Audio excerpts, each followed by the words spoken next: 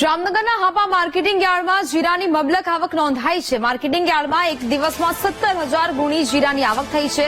જીરાના પ્રતિ મણ 3500 થી 4000 જેટલા ભાવ બોલાયા। માર્કેટિંગ યાર્ડમાં પ્રથમ વખત 17,000 ગુણી જીરાની આવક નોંધાઈ છે।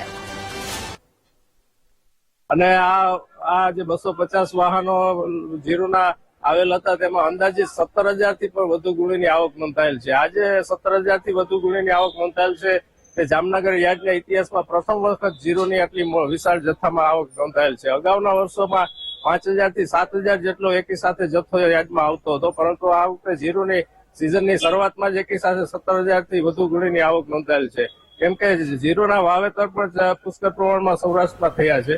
અને જીરુમાં હાલમાં હરાજીમાં ભાવની વાત કરીએ તો એક મણના 2,000 થી લઈ અને 4200 સુધીના ખેડૂતોને મળી રહ્યા છે। આવનારા દિવસોમાં હજી જીરુમાં વધારે આવકો નોંધાશે તેવી ધારણા છે।